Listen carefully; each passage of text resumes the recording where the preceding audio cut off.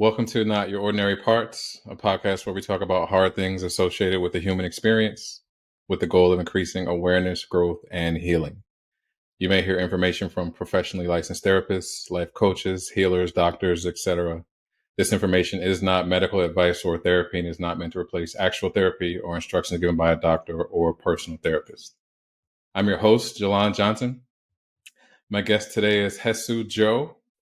Haesue is a licensed marriage and family therapist with a clinical focus on Asian American mental health, anxiety and stress management, relationship and family dynamics, and trauma relief. She is the head of clinical operations at BetterHelp, where she works to create the best therapeutic experience for BetterHelp members. Prior to joining BetterHelp in 2017, Haesue provided therapy to individuals and families in community mental health clinics, schools K through 12, and day treatment centers. She has also spent time researching different types of treatment for anxiety-related disorders at UCLA. She is passionate about equality in therapy, multicultural humility, and providing a safe space for those with marginalized identities. So Haesue, welcome to the show. Thank you so much for being my guest. Thank you so much for having me. I gave a brief introduction, but so that the audience can get to know you better, can you tell us a little bit about yourself and how you got to who and where you are today, please? Sure. Thank you. Well, if you folks can't tell by my name, my parents are not from here. They are immigrants. They came to this country, a few decades ago at this point. But having said that, I was raised in a multicultural home. My parents really maintained the importance of being connected with my heritage. So I speak the language, grew up celebrating Korean holidays, eating the food, and just being very, involved in what it is to have this identity of being somebody that's not originally from this country. But that, like, next to growing up in this country, going to public school in this country and having friends from this country led to a lot of interesting things for me growing up in terms of psyche, identity, the ways that I felt about myself.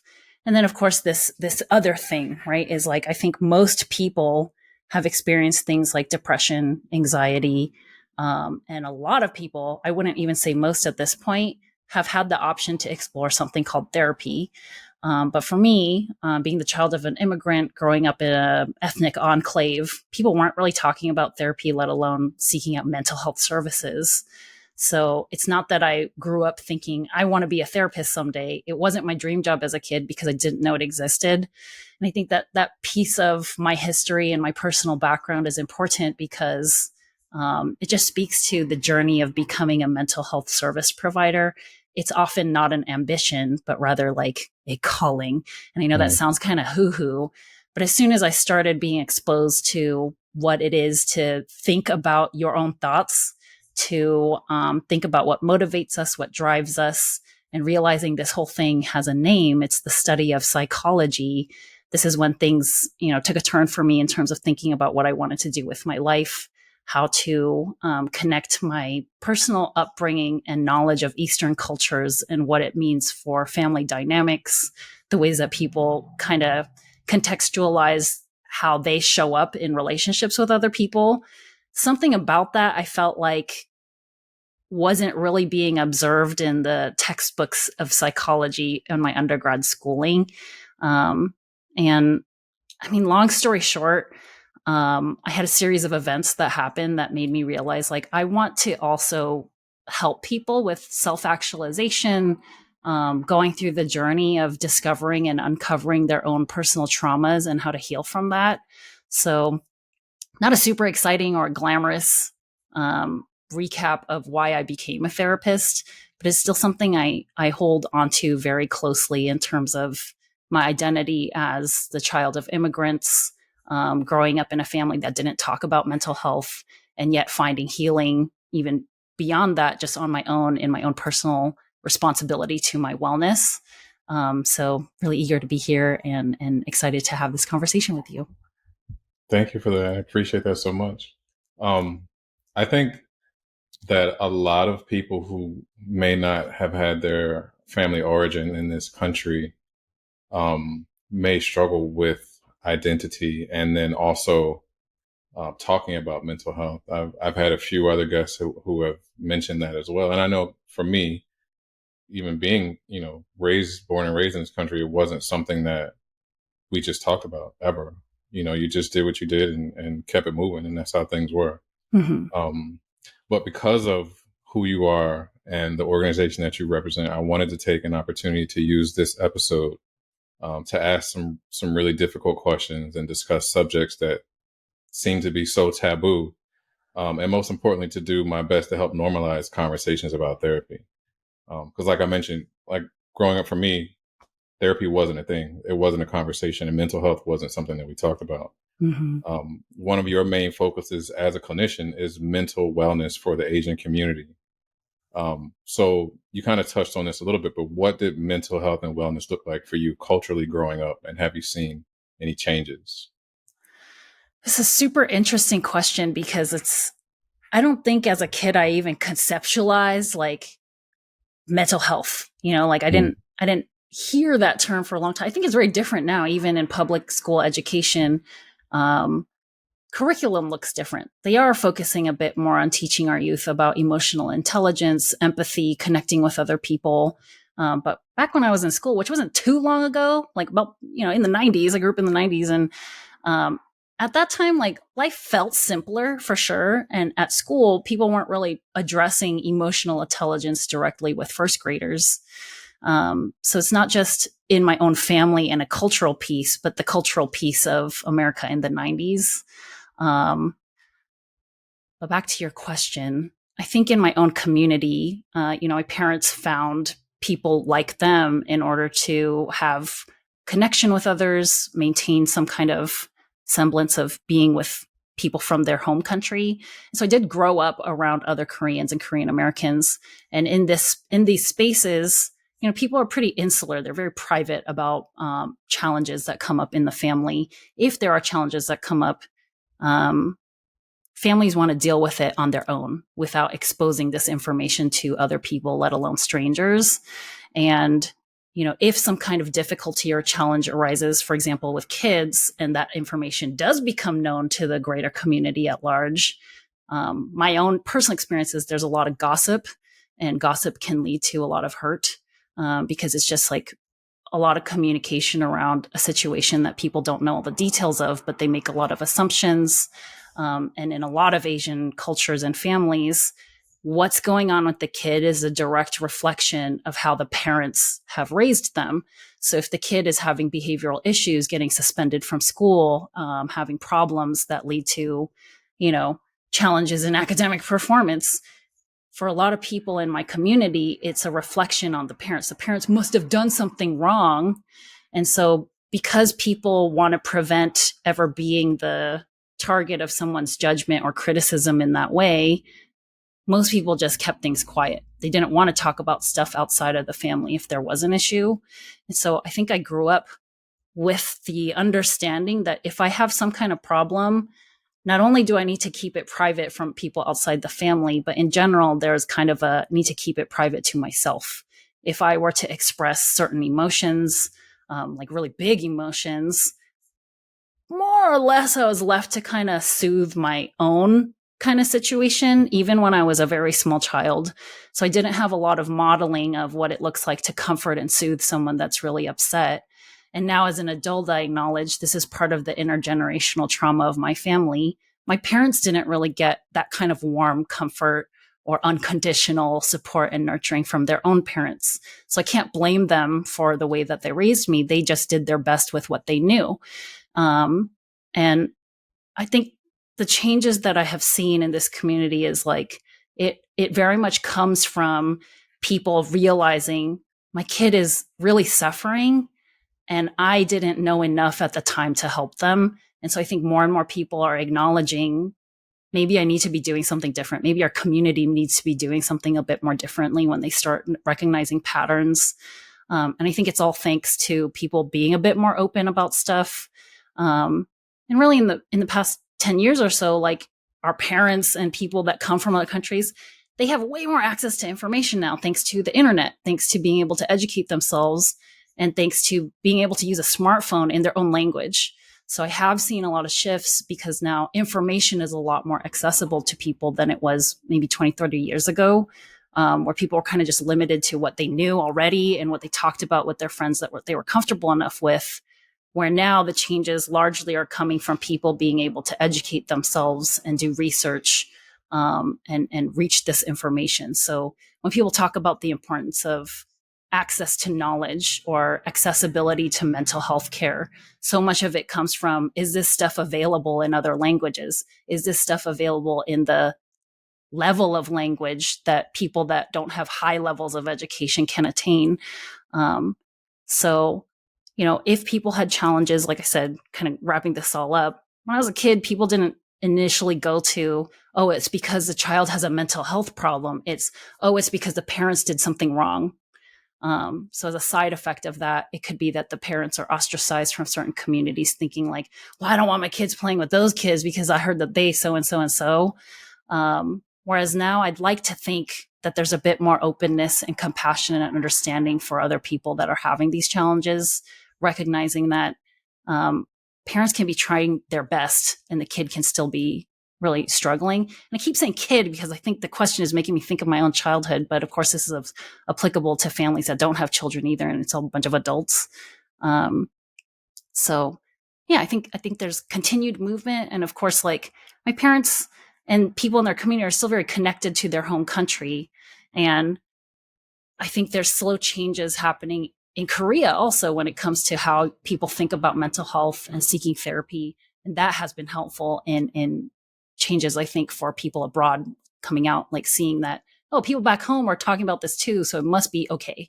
Like there's some kind of bigger permission being granted now. Yeah, I could go on and on about this, I'm sure. So Thank you for that. Honestly, I feel like we could wrap this episode up now. You gave such a beautiful and validating and relatable description of what mental health is and may have been for so many, and the challenges that we face, like in our communities and family systems. Because everything you said, I felt like you were talking about me. So even though we have, different cultural backgrounds, I think for the most part, we all have the same struggles when it comes to mental health and how mental health is viewed and looked at, and all of those things. So thank you for that. Thank you so much. Pleasure. I know growing up, I heard of these struggle stories where, like, the older generations would say things like, I had to walk 20 miles in the snow and the freezing cold and then slide With no down a shoes. mountain. Right, exactly. Just to get to school. How do you think these stories or disadvantages that older generations struggled with and had to face affect the younger generations? Because there may be a mindset of, well, since I didn't get it easy, you're not going to get it easy either. How damaging can that be? I mean, like, I think some of the damage can come from the kid perceiving what's being said to kind of diminish, trivialize any of their own struggles, any of their own problems. Well, but you have shoes and I take you to school, so there's no way that you can have any hardship in your life because you have all the things that I didn't. And like, on the side of the parent that's bringing up these, back in my day, I had to so-and-so, these stories, I'd like to think that part of it is coming from the parent trying to instill in their child, you have the world, you have opportunity, you have so much stuff that I've worked really hard to offer to you so you wouldn't have to struggle as much as I did. I think many parents can say, I want my child to have a life that's as free of burden as much as possible. And if I can contribute to that, I will do that. And we all know the parents that give selflessly, that sacrifice endlessly so that their kids can have a bright future. And so some of that, I think, is like where maybe some parents are coming from, of telling them, you have it so easy, because they want them to succeed. You have so much opportunity. I'm going to keep reminding you of that so that you take advantage of this opportunity that I didn't have. So I'd like to think that parents mean well when they bring up those struggle stories. But your question is really, how can this be damaging to people? Sometimes it's not. And in the cases that it is, it's a thing of like, okay, I guess my problems don't matter. They're not that big. Or maybe I shouldn't even be talking about my issues with my parents because they're just going to respond with some lecture. So it can, I think, what's the word I'm looking for? Like kids inherently, I think, want to seek comfort from their caregiver. But if they have repeated experiences where the parent is responding in a way that's not open to the kid's concerns, and it's rather, but let me tell you about how much harder it was for me, then the kid is going to learn over time. I don't get the kind of reaction I'm looking for, so I'm just not going to tell them anything, or I'm not going to be open about my struggles with them. And I will say personally, that did happen to me, and it turned into me being a teenager that often was not telling the truth to my parents because of the reaction I learned that I would get from them, which is I was hoping that they would give me some solid advice that I would feel good about and that they would be warm and nurturing. But I did often get the struggle stories in response instead. So it led to me not wanting to be as open with them. So I think that's a very big reality that happens in a lot of families. And, it's tough because I'd like to think those struggle stories are coming from a very well-intentioned place.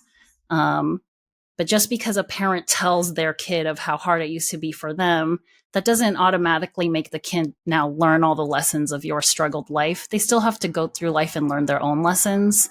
And I can't speak for other people, but I do think most of us take away the biggest lessons in life when we had to learn it the hard way. And my challenge is that most parents don't want to put their kid into a situation where the kid has to learn it the hard way. We don't want our kids to have to do that. We're trying to save them from doing that. And in that attempt or in that effort, sometimes we end up saying something that's a bit more insensitive, which is, your problems aren't that big. Mine were way bigger, which to a kid that's really struggling, that's not helpful. It doesn't make them get over the problem any faster by any means. Wow, that was a better answer than what I was expecting, and I like that you, I like that you made it personal as well. And I remember when I was putting together the outline for the questions, I thought about this one deeply because I thought about myself and I said, man, I need to back up a little bit with this because I I think that I do sometimes kind of give that tough love type of love to my son. And, I'll see my wife sometimes preparing like these extravagant breakfasts for him or like just doing super nice things. And I'm like, what are you doing? Like, don't baby him. Don't do that. And then, the other day I stopped and I thought, well, doesn't he deserve it? Isn't this why you work so hard to be able to give him better things and allow him to be nurtured and loved? And I had to really like sit with that. So I think that maybe these struggle stories, what we may be trying to say or what our parents are trying to say is that I had it hard, and I want you to understand that I had it hard, and that needs to be acknowledged. But we don't necessarily know how to communicate that properly, so we say it in a way that makes the child feel like they may not deserve or may not be good enough. So I appreciate your explanation, and I think you did a really good job of clarifying that. So thank you for that.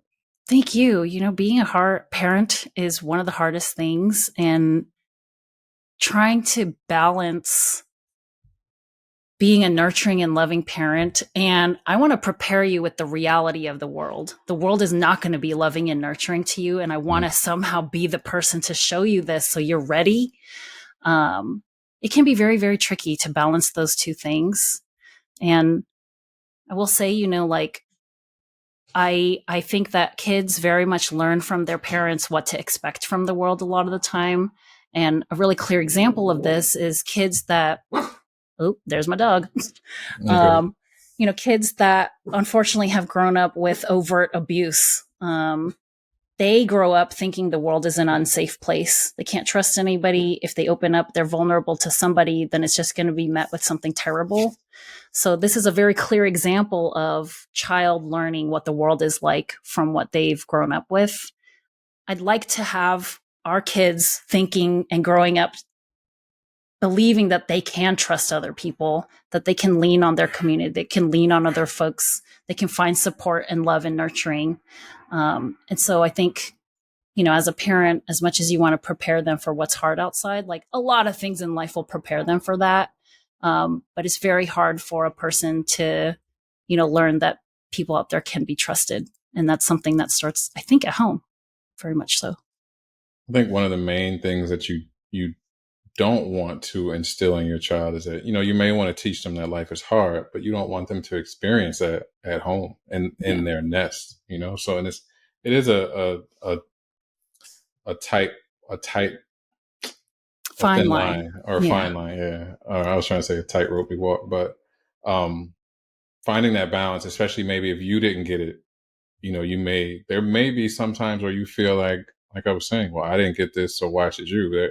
And as a parent, you really need to sit with that and spend some time with thinking, okay, what is it that you're trying to pass on to your child, and what do you want them to see and feel? And when they do leave home and look back, do you want their experience to be something that has prepared them for the world or shown them that the world is a tough place? Yeah, 100%. As we're beginning to understand trauma better, it feels like we're starting to get some answers to things that were normalized, maybe due to lack of knowledge or just simply ignored. In your opinion, what are some things that you see because of lack of understanding of what trauma is? There are some things, for sure, some things. One thing, interesting, the first thing that came to mind, and it's shifting now in school, but back when I was in school, because we talked a lot about my childhood, when a kid's misbehaving in the classroom, they're removed, right? It's either you got to sit outside, you need to go to the principal, like you're out of here. But I think things have been shifting because of our understanding of trauma. And now a lot of curriculum advises against this. Removing the child from the classroom in that moment can actually lead to a lot of other detrimental things that are unintended. But that's something I've seen as like a general kind of lack of understanding of what trauma is, but it's a changed understanding of what trauma is. Back then schools did things a certain way, and now I see schools shifting the way they approach a lot of kids that are having challenges. So that's like one thing that I've seen, is that like, how do we treat kids? A lot of that comes from not understanding trauma. So, I imagine you've talked about trauma quite extensively, so we don't need to define it. But in essence, when somebody's come out of the other side of experienced a traumatic event or series of events, they're now feeling like the world is not a safe place. And when you don't feel safe, then all these behaviors come out. Things like hypervigilance, looking around. And hypervigilance is, this thing of being really in tune with your surroundings to try to make sure that you can block off anything that's going to hurt you and protect yourself. But if you are hypervigilant in your workplace or in the classroom, this generally looks like you're not paying attention. You're not focused on the teacher. You're not focused on the lesson. You're not focused on your computer, whatever it is. And yet somebody looking at this person from the outside is just thinking like, well, this person doesn't know how to pay attention. They're such a bad student. They're such a bad worker. So this is something that I think we see is a direct outcome of not understanding trauma, is punishing people that are having the symptoms of trauma for being something else, for thinking that it's something else. So other things that come out of experiencing trauma is like not being able to sleep very well. And when if you're not well rested, if you're sleep deprived, then you can't function very well. You can't focus, you can't be your authentic and full self. You can't show up the way that you want to in your relationships. If you're sleep deprived, you're generally less able to regulate your emotions, less able to speak calmly and rationally about a disagreement with somebody. You're probably a little bit more likely, if you're sleep deprived, to snap at people, to have very little patience for folks.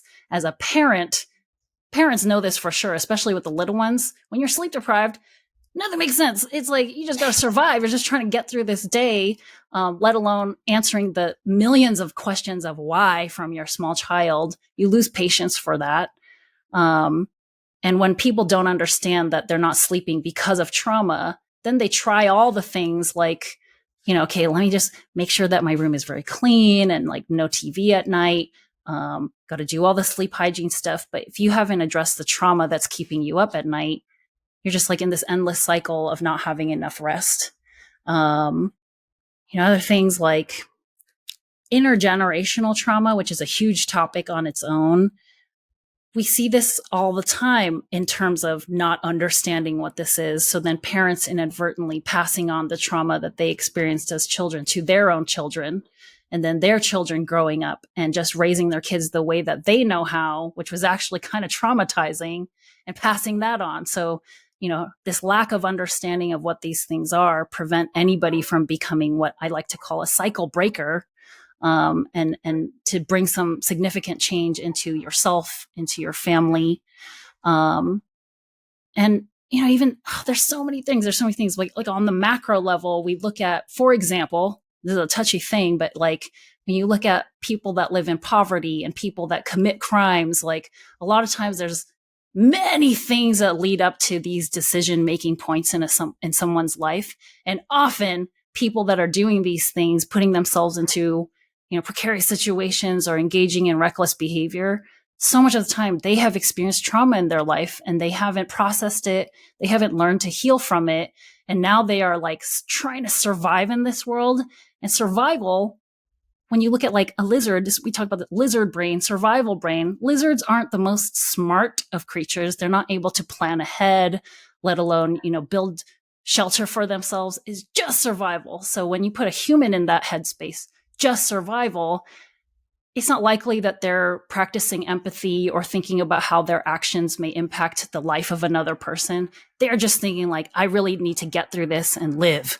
So like, lack of understanding of trauma leads to what we see now in a lot of really difficult things in, the implosion of modern society or crumbling cities, like these kinds of things. So much of it could probably be explained by a lot of individuals having very traumatic lives and not having a lot of opportunity or space to heal from that and get to a place of thinking beyond survival. I think if you put anybody in a situation to where their survival depends on their behaviors, and then we see their behaviors, if we understand that one is as a result of the other, it would make sense. But we see people in a survival mindset, and then we judge them for not being normal. Mm-hmm. And I think that leads to so many misconceptions and not, inappropriate understandings of behavior because of and as a result of trauma. Yeah. Another thing is anxiety. I noticed that it seems to be happening and affecting younger and younger people. Like the age of people are anxious seems to be getting lower and lower. How can unresolved trauma and carrying generational trauma cause us to be anxious? Oh man. So anxiety, everybody experiences some anxiety here and there. And I think to a certain degree, experiencing anxiety is pretty healthy. It's a survival mechanism. Anxiety is what kind of drives us to start planning ahead, to start problem solving. We start doing all these things to try to soothe that anxiety and make the feeling of kind of impending panic go away. So, example is like if I'm very anxious about a trip that's coming up, I'm going to do all the things to try to soothe that anxiety for as best as possible. Get my flights booked, get my hotel lined up, make sure I have a plan and like have all the phone numbers I need if there's an emergency. Get prepared with like, got to get all my over the counter like pain medications. What if I have a headache? Got to make sure I have a first aid kit. Like all these things that a very anxious traveler tends to do is to try to help soothe the anxiety. So in that way, the anxiety is actually serving a pretty solid purpose here, is getting this person prepared so then hopefully they can feel less anxious because they feel like if something happens, I'm ready. So in that way, anxiety, generally good. But when anxiety turns into something that's making it so you can't live your life anymore, can be very debilitating. And all of us have probably experienced this at least once in our life. So anxious about something, I'm really freaking out about this thing, so I'm going to take a nap. I'm going to take a nap instead. Like that tends to happen when we're like so overwhelmed. Some of us, our bodies shut down because we can't handle it, because anxiety at a certain level can feel unmanageable. So how unresolved trauma plays into all of this, trauma, again, is this thing or series of things that have happened that make you feel unsafe in this world. And I just talked about the anxious traveler. They do all this stuff to try to help themselves feel safe on this upcoming trip. Now, for a person with unresolved trauma, as in they still feel like the world is a scary place all the time, it's going to be very difficult to prepare for all the things that they're worried about. And in effect, they may never be able to without some concerted effort to start thinking and behaving a little bit differently. But without resolving some of this trauma, they might not be able to do such things like plan ahead and get prepared.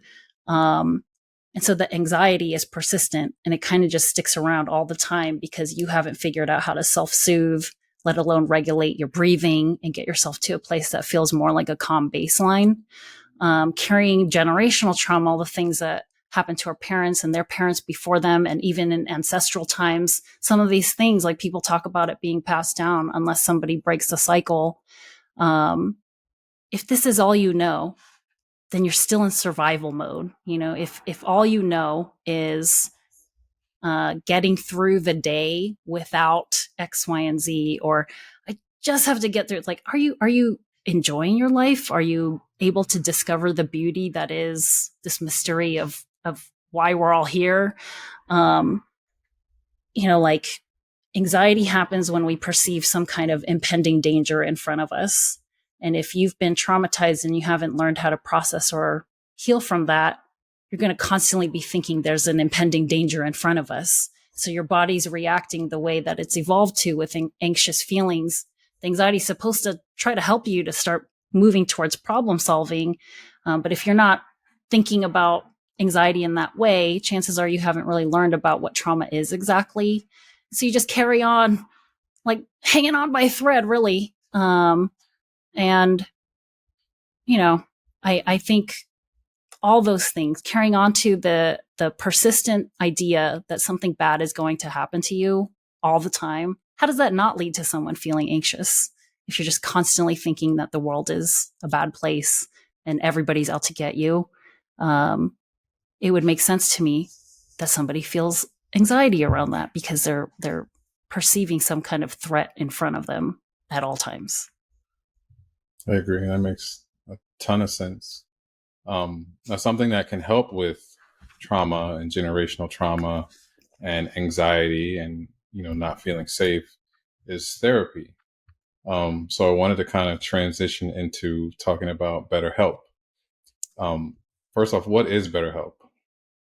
So BetterHelp it's an app you can download in the App Store, Google Play Store on your smartphone, but it's also a website. But it's a service product. I don't know exactly what's the right word.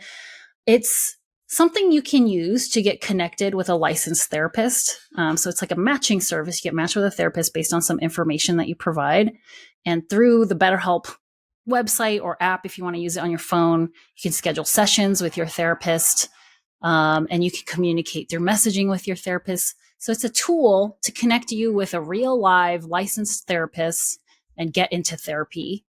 So that's what BetterHelp is. So BetterHelp did not invent therapy. Therapy's been around, but I think BetterHelp and many other companies like BetterHelp are now part of a, ongoing movement towards destigmatizing the conversation around seeking mental health services. And, the company, I think of course, the mission is to provide accessible, discreet, affordable options for folks. But in my mind, the company is also now part of, something that's happening or has been happening for the past 5 to 10 years or so of making therapy normal. So I do think of BetterHelp as being part of that mission, if you will. Yes. How many people worldwide use BetterHelp? Oh, that's a good question. I don't actually know the number off the top of my head, but I think some of those numbers are shared through marketing and advertisements. I think at some point, a few million people have tried this or another. I don't know if a few people are using it right now, but that's the thing about therapy for folks that are unfamiliar with it and wanting to learn more. The idea is not to be in therapy forever. And so we have a lot of users that come and go. We have people that want to do therapy for 6 months now. They feel really good at the end of that time and they go on. Something else happens in their life or something comes up they want to discuss. So therapy is not meant to be something that you're tied to forever. It's a tool to get you through something. to help you process and learn something. And then the idea is that you learn those things so you can very much and effectively take care of yourself. Is there a downside to starting therapy, in your opinion? Well, I will say for many people, it can be very hard when you're first starting out. Why? Because you are going to be challenged to think about and talk about sometimes things that have happened to you or the things that you feel about yourself that you've effectively, sometimes ineffectively, been pushing away, resisting, avoiding, sometimes your whole life, sometimes just some years, sometimes just your adulthood. But therapy can be hard because what's happening is you're uncovering your personal traumas. And a lot of us move through this world not thinking about that stuff and ignoring it and thinking that's the way. So I don't want to tell anybody or make anybody think that therapy is easy, because it's not. You hear people say these phrases like, but therapy helps you do the work. And then I get a lot of questions of, what does that mean? What work? What work are you doing? And the work is, to put into phrases we all know, is confronting your own demons, challenging your own level of self-esteem, acknowledging things about yourself really directly that you don't like because you want to address these things. Most of us don't really do that on a daily basis. If anything, sometimes to get through some challenging things in life, we compartmentalize. Sometimes it helps us to be in a tiny bit of denial to get through the day. But therapy can be hard because it gets you out of that headspace of denying things. So all this to say, I think it's a worthwhile journey that somebody goes through, but it's not easy. I don't want anyone to think that therapy is easy. And I think a lot of people don't understand that it's not going to be easy. And then they try it and then it becomes too overwhelming and they stop. So, if you want to move forward and be a stronger person, it means you got to train. And sometimes training is not easy. It can be taxing, for athletes out there. When you want to get to the next level in your athleticism, it doesn't happen by staying comfortable. It happens by really pushing yourself and sometimes even being uncomfortable. And that's kind of the nature of therapy too. As head of clinical operations at BetterHelp, what steps do you take to ensure that each client receives the best experience possible? We part of my personal mission while being at this company is to create robust feedback mechanisms so that clients have as much ease of access to letting our team know if there is an issue. So this is on the reactive side, of course, and I'm starting this way because I am acknowledging that in any kind of service that you enter, any kind of something where you're dealing with other people, people are not machines. People cannot be predicted. We can't predict people's behavior or read their minds. So we can put in a lot of things to try to prevent poor experiences through our product. But we also understand that therapists are people and misunderstandings happen, or therapists sometimes make interesting decisions. So if a client is having a struggle with something that's happened to them or they're feeling funny about something, I've tried to make it very easy for all of them to let us know that there's a problem so we can try to assist them and provide further support. But my team and myself, we're also working very closely with our product team to build a product that facilitates solid therapy communication. We want to make it as easy as possible for therapists and clients to book their sessions, to communicate if something happens, if they have to reschedule, and really trying to build a tool, a scheduling mechanism, a way to, write your journal entries, all these things. We try our very, very best to create something that's accessible on your phone or your computer to help you in your own journey. And, like I said, we work every day really, really hard to try to make sure and hope that everybody has a good experience with what they're doing on BetterHelp, and with the ultimate goal of feeling good enough to be out there in the world and do it yourself. That is always the goal. I see. Let's say someone listens to this episode and it piques their interest or sparks their curiosity, and they want to start therapy with BetterHelp. What steps would they need to take to book a session with a BetterHelp therapist? So they'll just need to go to betterhelp.com. They could do that, like I said, on a computer. They can find the app in App Store, Google Play Store. And then initially, there's like a get started button, and they're going to get asked a bunch of questions about themselves. And this is so that we can try to match you with an appropriate therapist. So just know ahead of time when you come in here, you're going to answer a series of questions. Things like, in the past couple of weeks, how's your eating been? Like eating in terms of like, are you eating fine, or do you feel like your appetite's been increased or decreased? That kind of stuff. Asking about sleep hygiene, asking about different kinds of things like anxious symptoms, depression symptoms. So it's just like kind of a general intake questionnaire that somebody would have been familiar with if they've done therapy before. But that you give us some information about you, and then we have all the information about the therapists in terms of their areas of expertise, what kinds of clients they generally are successful working with. And then we try to make a match. And then clients, they also can change therapists as many times as they want to until they find somebody that feels like a really good match. We'll say that for a lot of our clientele, that match that we suggest in the beginning ends up being a good one. But we also understand, even if people are a great match on paper, which I'm sure people have experienced this just with like meeting friends or like trying to make connections otherwise, you can feel really good in one aspect, and then when you get together, it's like, no, this is not the vibe. So if you're feeling that way, it's really easy to change therapists on BetterHelp until you find that person that you feel really safe working with and you feel confident in their ability. And, as soon as you get matched, which generally takes anywhere from 24 to 48 hours after you give us all that info about yourself, you can book as soon as the therapist has their next opening. And that's going back to one of your previous questions. How do I try to make sure BetterHelp members have a good experience? Like, one of the things is working through our product to, for example, encourage therapists to consider that clients that meet in the first week might have better outcomes than if you scheduled them like 5 weeks out from today.